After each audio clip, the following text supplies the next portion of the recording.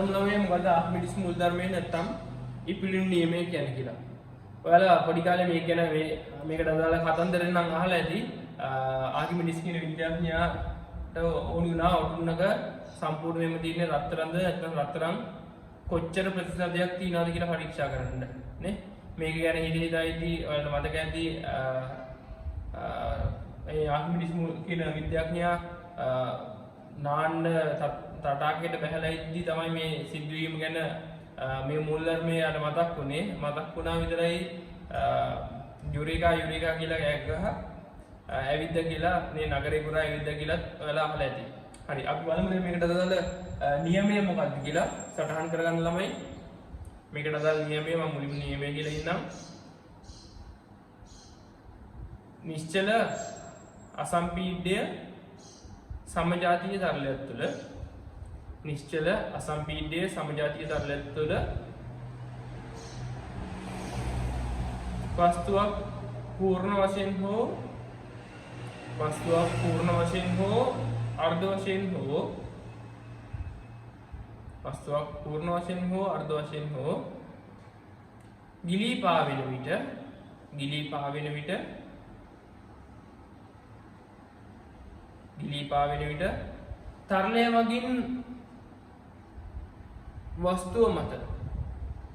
තරලය මගින් වස්තුව මත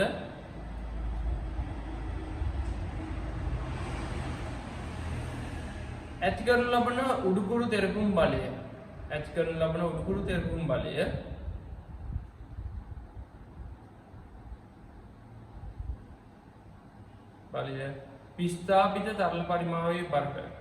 විස්ථාපිත තරල පරිමාවේ බරට සමාන වේ.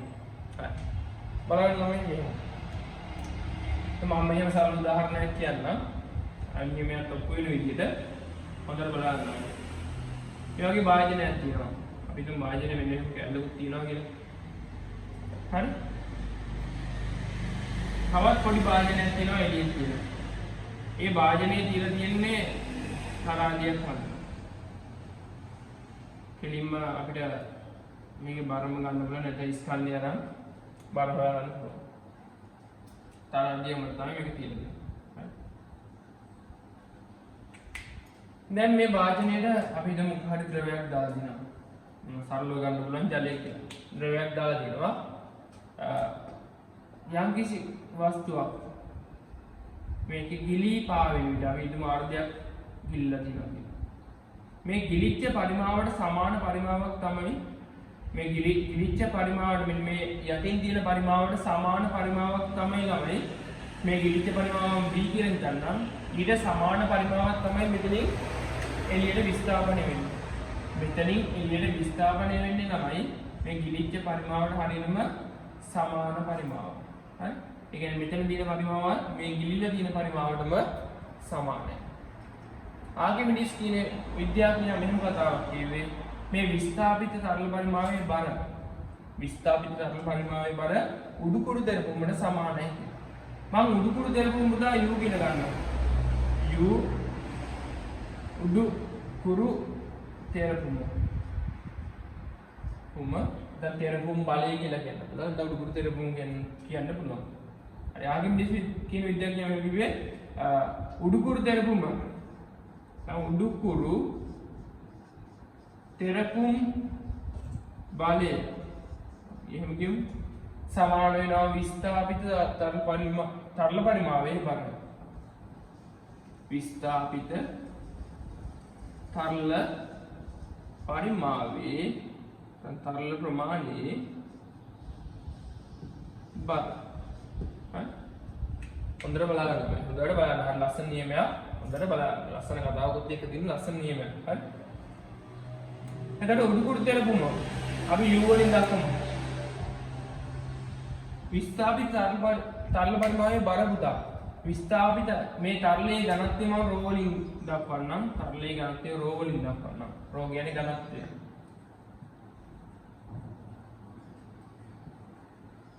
පුතා ඔයාලා දන්නා සූත්‍රයක් තියෙනවා මොකද්ද? ඝනත්වය සමානයි ස්කන්ධය බෙදීම පරිමාව. ස්කන්ධය බෙදීම පරිමාව කියලා සූත්‍රයක්ත් තියෙනවා. එහෙනම් ඝනත්වය කියන එක නා පරිමාවෙන් ගුණ කරපුවම ස්කන්ධය එනවා. එනතර මෙතන තියෙන පරිමාව දන්නවා ඒක ගණන්යෙන් ගුණ කරපුවම ස්කන්ධය එනවා. බර හොයන්න නම් ස්කන්ධයේ ගුරුත්ව විතරයෙන් වැඩි කරන්න ඕනේ. එනතර ස්කන්ධය කියන්නේ විහිවතාව රෝ මේ ස්කන්ධයේ විහිවතාව රෝගෙන් එන්නේ මේ දෙකේ ගුණිතයෙන් එන්නේ ස්කන්ධය ඒක g කින් වැඩි කරපුවාම ගුරුත්ව විතරයෙන් වැඩි කරපුවාම එනවා විස්ථාපිත තරල පරිමාවේ බර. මේක උඩුකුරු කරපුවම සමාන වෙයි කියලා පුතා ආකිමිඩිස් කියන විද්‍යාඥයා හොයාලා. ඔන්න ඔකට තමයි ආකිමිඩිස් මූල ධර්මය කියන්නේ. V කියන්නේ විස්ථාපිත තරල පරිමාව. ඒ පරිමාව ගිලී ඇති පරිමාවට වස්තුවේ ගිලී ඇති පරිමාවටම සමාන වෙනවා. මට මෙහෙම දක්වන්න පුළුවන් ඔන්න මේකේ. V කියන්නේ විස්ථාපිත තරල පරිමාව මේක වස්තුවේ ගිලී ඇති පරිමාවට සමාන වෙනවා. මේක වස්තුවේ ගිලී ඇති පරිමාවට සමාන. වස්තුවේ වස්තුව තරලය තුල ගිලී ඇති පරිමාව. වස්තුව තරලය තුල ගිලී ඇති පරිමාව. තේරුණාද? විස්ථාපිත තරල පරිමාව වස්තුව තරලය තුල ගිලී ඇති මේ තරල මට්ටමේ පහළ තියෙන පරිමාවට සමාන වෙනවා. මේක තමයි සරලව ආකිමිඩිස් මූල ධර්මය කියලා කියන්නේ. පැහැදිලිද? හරි. ඕනනම් වලට වස්තුවේ සමතුලිතතාවය සලකලා වස්තුවේ බර උඩුකුරු දරපුමට මේ අවස්ථාවේදී සමාන කරන්න පුළුවන්. වස්තුවේ සමතුලිතතාවය සලකලා බුදා වස්තුවේ බර මම හිතනවා වස්තුවේ ස්කන්ධයේ කැපිටල් M කියලා. වස්තුවේ ස්කන්ධයේ කැපිටල් M කියලා ගන්නවා. ඒතර වස්තුවේ බර ඉන්නේ mg. තේරුණාද? වස්තුවේ ස්කන්ධයේ කැපිටල් M නම්. අමුලිම ලියන වස්තුවේ සමතුලිතතාවය සලකා වස්තුවේ සමතුලිතතාවය සලකා මට මෙහෙම ලියන්න පුළුවන්. උඩුකුරු තෙරපුම සමානයි වස්තුවේ බර. උඩුකුරු තෙරපුම සමාන වෙන වස්තුවේ බර.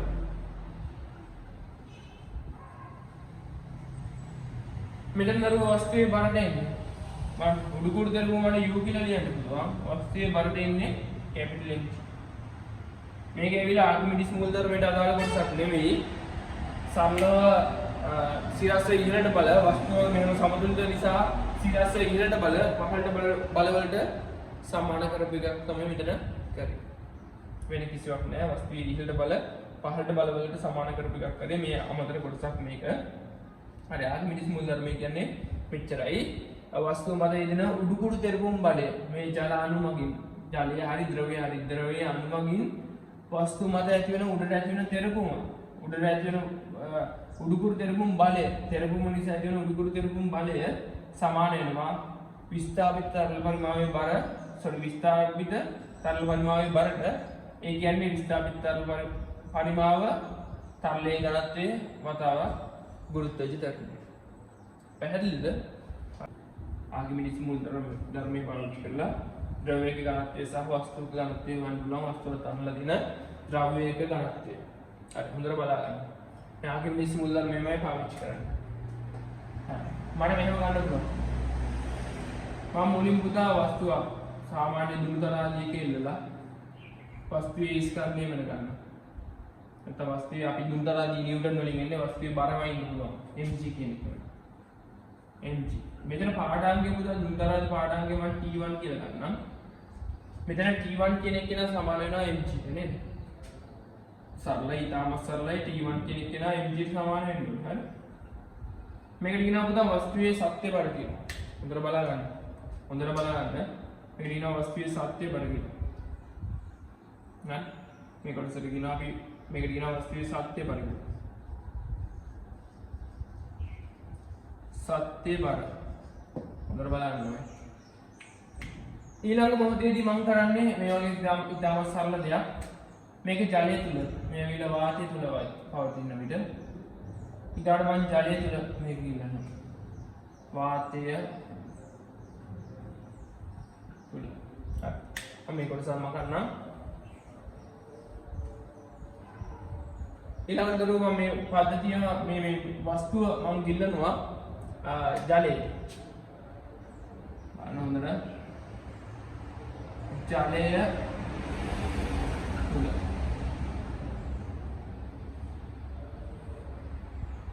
මම මෙහෙම වාජනයක් අඳින්නම් හොඳට බලන්න ළමයි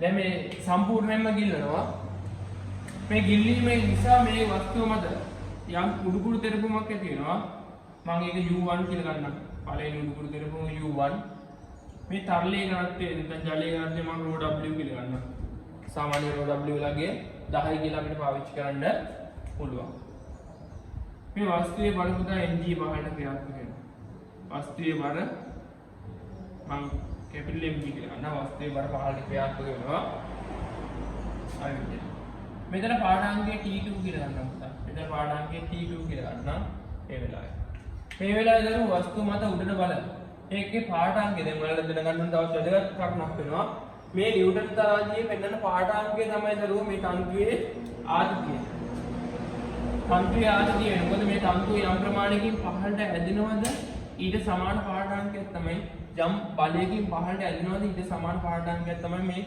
නිව්ටන් තරාජියෙන් පෙන්වන්නේ ඒකින්ද තන්තුව පහළට ඇදෙන ආදිතිය පුතා T2ම වෙනවා තේරුණාද මේ නිව්ටන් තරාජියේ පෙන්වන පාඩාංගයම වෙනවා දරුවෝ නිව්ටන් තරාජියේ පෙන්වන පාඩාංගයම වෙනවා මේ තන්තුව පහළට ඇදෙන බලය ඒකෙන් දරුවෝ මේ වස්තුව මත ඉහළට එන බලය වස්තුව මත ඉහළට එන බලය T2ම වෙනවා අපිට මෙහෙම ලියන්න පුළුවන් වස්තුව මත ඉහළට එන බලය පහළට එන බල වලට සමානයි කියලා මොකද මේ වස්තුව මේ වෙලාවේ සමතුලිත වෙමින් මේ වස්තුව මේ වෙලාවේ සමතුලිත වෙමින් අපිට එහෙම සලකන්න පුළුවන් වස්තුව මත ඉහළට එන බල ඒ කියන්නේ T2 ධන U1 සමානයි කැපිටල් M මේ U1 එහා පැත්තට දාන්න පුතා එහෙනම් T2 සමානයි mg ඍණ U1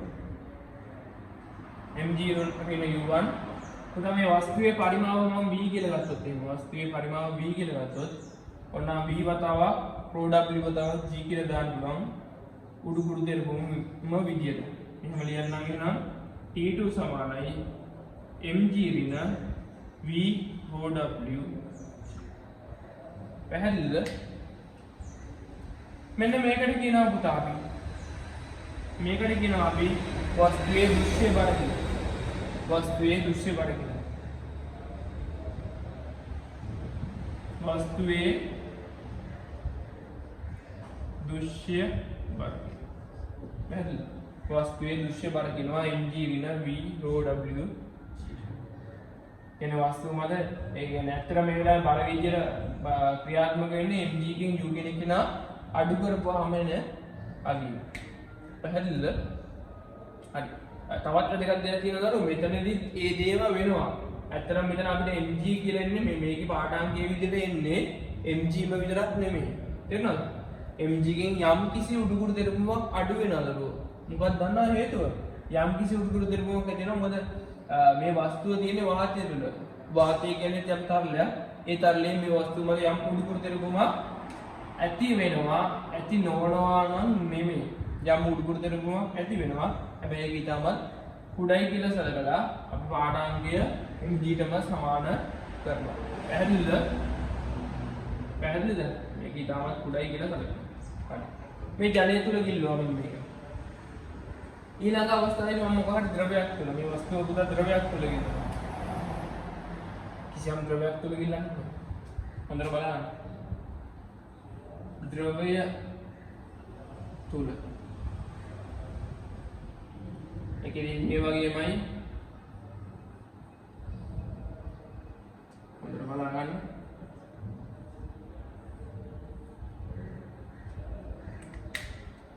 මේ වෙලාවේ පාඨාංගය පුදා අපි T3 කියලා ගමු. මේ පාඨාංගය තමයි මේ තන්තුවේ ආතතිය විදිහට පවතින්නේ. තන්තුවේ ආතතියට සමාන ප්‍රමාණයකින් තමයි සමාන බලයක් කියලා තමයි මේ තියෙන ස්පින් එක ඇදෙන්නේ. ඒ කියන්නේ ඒකේ පෙන්නන පාඨාංගය තන්තුවේ ආතතියට සමානයි. ඒක T3 ඒ කියන්නේ වස්තුව මත එන යෙදෙන බලය T3ම වෙනවා.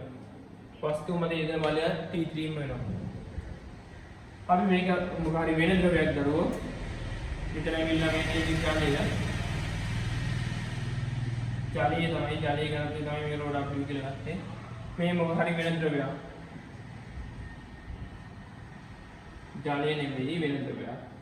ඕකේ. මේ වෙලාවේ පුතා මට ගන්න පුළුවන් ද්‍රවයේ ඝනත්වය rho කියලා ගන්න නම් ද්‍රවයේ ඝනත්වය rho කියලා ගන්න හොඳට බලා ගන්න. මෙහෙම ලියන්න පුළුවන් මේක වස්තුවේ බර mg පහළට දිනවා.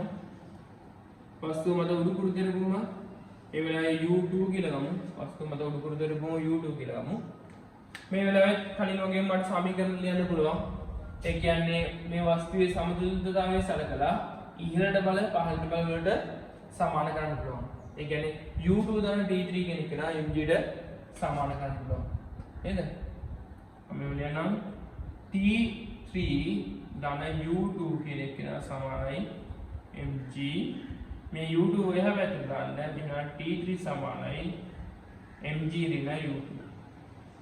u2 වලට දාන්න පුළුවන් ගිලියේදී පරිමාව v වතාවක් තරලයේ ඝනත්වය. රෝගයන් තරලයේ ඝනත්වය හොඳට මතක තියාගන්න ඕනේ. රෝගයන් තරලයේ ඝනත්වය වතාවක් g. මන්න t3 සමානයි mg ඍණ v rho mg ඍණ v rho g. දැන් දරුවෝ මට මෙහෙම කරන්න පුළුවන්. මම මේ ටිකට සමීකරණ වලට අංක දෙන්නම්. මේ සමීකරණයේ අංක 1 කියලා ගන්නම්. මේ සමීකරණයේ අංක 2 කියලා ගන්නම්. මේ සමීකරණයේ අංක 3 කියලා ගන්නම්. හරි? හොඳට බලන්න. හොඳට බලන්නයි. දැන් මේ T1 T2 T3 කියන තුන් දෙනා අපි දන්නවද දරුවෝ? හරිද? මේ ඇවිල්ලා දුන්දරාදී පාඩම්. මේ දුන්දරාදී පාඩම් අපි දන්නවා. මට පුළුවන් මේ දෙවෙනි සමීකරණය පළවෙනි සමීකරණයෙන් බෙදන්න. හොඳට බලන්න. දෙවෙනි සමීකරණය පළවෙනි සමීකරණයෙන් බෙදන්න පුළුවන්. එතන මොකද වෙන්නේ? වම් පැත්තේ නම් එනවා පුතා t2 බෙදීම t1. දකුණු පැත්තේ එනවා mg ඍණ v rho wg බෙදීම mg. වෙන වෙනම බෙදන්න පුළුවන්. t2 ඍණ t1 සමානයි වෙනම බෙදන්න 1 ඍණ 0 g කැපිටල් නම්බුතා v rho බෙදීම m වෙනවා. sorry v rho w විතර v rho w බෙදීම m වෙනවා. අපිට මෙහෙම කරන්න පුළුවන්. මේ ටික මේ පැත්තට දාන්න මේ කොටස එහා පැත්තට දාන්න ඕනේ.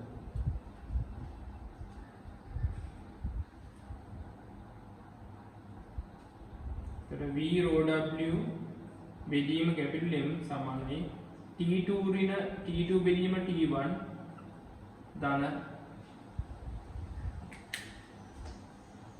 1 ඍණ මේක හැමතැනට ගියාම 1 ඍණ t2 බෙදීම t1 පොදු හරය ගන්න t1 rho w එහා පැත්තට දාන්න දරුවෝ එහෙනම් v බෙදීම M සමානයි t1 ඍණ t2 බෙදීම t1 ඒ rho w එහා පැත්තට ගියාම ඒකත් බෙදීමක් විදිහට දෙනවා. ඒක බෙදීම rho w.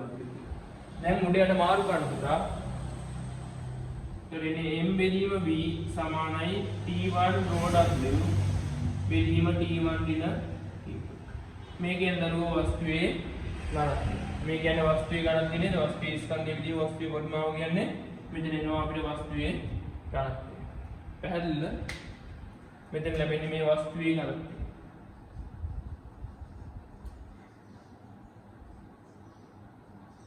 ඝනත්වය. හරි. වස්තුවේ ඝනත්වය. දැන් මේ නොදන්නා ද්‍රවයේ ඝනත්වය හොයන්න. මට පුළුවන් අය බලත් තුන්වෙනි එකේනා පළවෙනි සමීකරණය මෙතන දැන් වස්තුවේ ඝනත්වය පුතා අපි ලබාගෙන ඉවරයි. වස්තුවේ ඝනත්වය අපි ලබාගෙන ඉවරයි. තුන්වෙනි එකේනා එකෙන් බෙදන්න දරුවෝ. මම මෙතන ලියන්නම්. තුන්වෙනි සමීකරණයෙන් බෙදන්න පළවෙනි සමීකරණය. අපිට එනවා මෙතන t3 බෙදීම t1 t3 බෙදීම t1 සමානයි mg ඍණ v rho g බෙදීම mg කියලා. mg ඍණ v rho g බෙදීම mg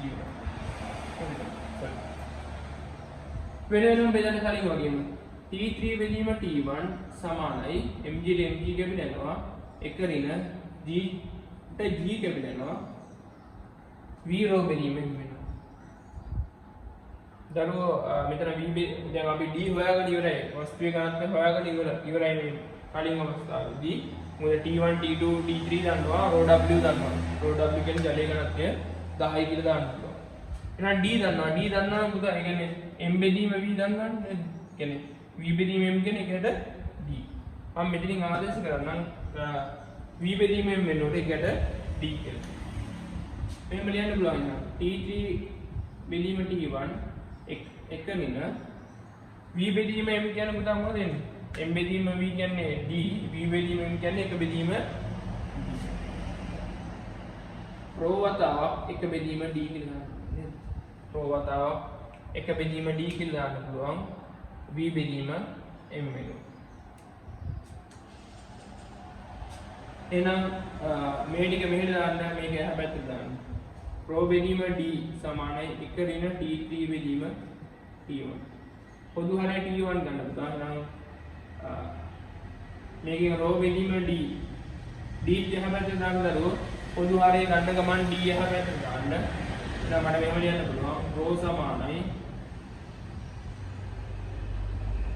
සමානයි t1 ඍණ t3 බෙදීම t1 වතාවක් d අපිට පුතා මෙතන මේ මොකද්ද අදාළ ද්‍රව්‍යය ඝනත්වය නේද? අපි හොයන්න ඕනේ මොකක් හරි ද්‍රව්‍යයේ ඝනත්වය. ඉතාමත් සරලයි. පොලිම වාතය තුල තිබ්බා, ඊට පස්සේ ජලය තුල තිබ්බා, ඊට පස්සේ ද්‍රව්‍ය තුල තිබ්බා. අවස්ථා තුනේදී සිරස්ව ඉංග්‍රීසි දින බල පහළ දින බල වලට සමාන කරනවා. වාතයේදී පුතා එකට කියනවා අපි වස්තුවේ සත්‍ය බර කියලා. ජලය තුල ගිල්ලලා තියෙද්දි නැත්නම් ද්‍රවයක ගිල්ලලා තියෙද්දි කියන්න පුළුවන් මේක. ඒතරම් ජලයෙන් තමයි පාවිච්චි කරන්නේ. mg ඍණ u1 ගෙන් නැත්නම් mg ඍණ v rho wg ට කියනවා අපි දුස්්‍ය බර. වස්තුවේ දුස්්‍ය බර කියලා කියනවා. ඒකට. මේ වචනත් පුතා දැනන් ඉන්නවා දුස්්‍ය බර සත්‍ය බර කියන්නේ මොනවද කියලා. ඊටාම සරල මේ සමීකරණ බෙදලා සුළු කරලා මම වස්තුවේ ඝනත්වයක් කියුවා. මේ නොදන්නා ද්‍රව්‍ය ඝනත්වයක් කියුවා. ආකිමිඩිස් මූලධර්මයේ පාවිච්චි කරනවා. මේ වාදනයක් තියෙනවා. වාදනයේ තරලයක් පුරවලා දිනවා. මොන බලන්න. වාදනයේ තරලයක් පුරවලා දින යම් ප්‍රමාණයකට අපි හිතමු මෙතනින් මෙන්න මේ වගේ තරකින් අසව් කරලා වස්තුවක් ගිල්ලලා දිනවා. අසව් කරලා කියන්නේ වැඩ උහිල බහන යන්න පුළුවන් නිදහස. වස්තුවක් ගිල්ලලා දිනවා. එතකොට තමයි මේ උත්ප්ලාවකතා කේන්ද්‍රය කියලා එයාලා අර්ථ දක්වලා තියෙන්නේ මෙන්න මෙහෙම දෙයක්. මෙතන බලන්න. උත්ප්ලාවකතා කේන්ද්‍රය කියලා අර්ථ දක්වලා තියෙන මෙහෙම දෙයක්. මේ වස්තු පුදා ඊටා චූටි කොටස් සමූහයකින් අංශු සමූහයකින් සමන්විතයි කියලා අපිට හිතුවොත් එහෙම ඒ අංශු මත සෑම අංශුවක් මතම ඇති වෙන උඩුකුරු දෙරපුම පොඩි උඩුකුරු දෙරපුම් u2 u3 එහෙම ගියා මේ උඩුකුරු දෙරපුම් වල පුතා එදින උඩුකුරු දෙරපුම් වල සම්ප්‍රයුක්තේ ක්‍රියාත්මක වන ලක්ෂ්‍යය. සම්ප්‍රයුක්ත උඩුකුරු දෙරපුම ක්‍රියාත්මක වන ලක්ෂ්‍යයට කියනවා අපි උත්ප්ලාවකතා කේන්ද්‍රය. මේ උත්ප්ලාවකතා කේන්ද්‍රය කියන කෙනා සමාන වෙනවා මෙන්න මේ කොටසේ ජලය තුල නැත්නම් ද්‍රවය තුල තියෙන කොටසේ තරලයේ විස්ථාපනය වීමට පෙර ඒ ප්‍රමාණයේ ඒ කොටසේ ඇති තරල ටිකේ තරලයේ ගුරුත්ව කේන්ද්‍රයට උත්ප්ලාවකතා කේන්ද්‍රයටම සමාන වෙනවා.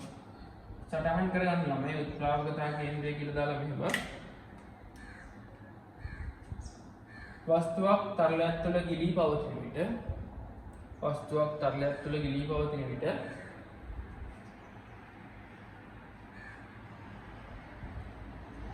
තරලය මගින් වස්තුව මත ක්‍රියා කරන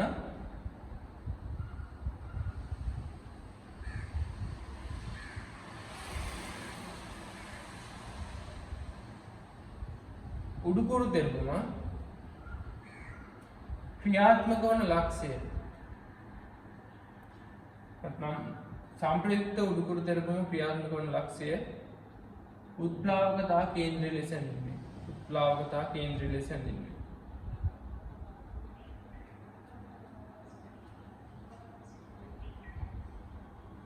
ප්ලාවකතා කේන්ද්‍රය ලෙස හැඳින්වේ. මේවා ලියන්න පුළුවන්. මේවා ලියන්න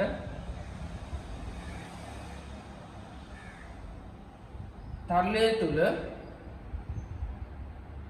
අදාළ වස්තුව පවතින පරිමාවේ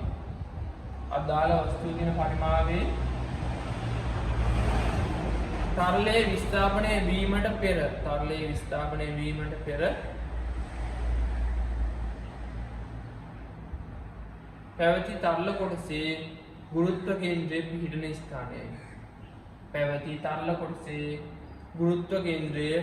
ස්ථානයයි.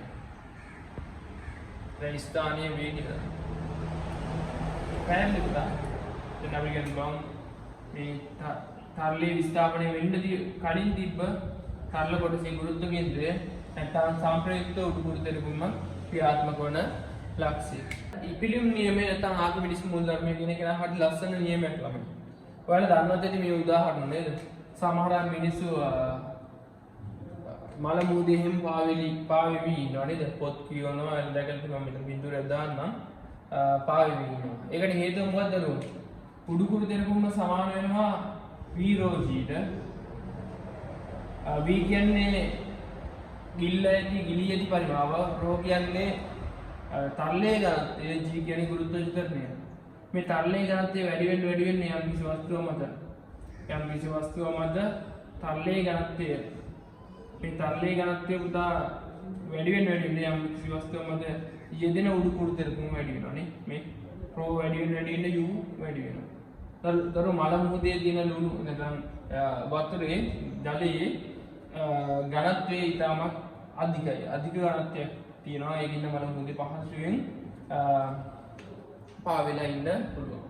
ඊට අමතරව ඔයාලා දන්නවා මෙහෙම දෙයක් මම කියන්නකෝ.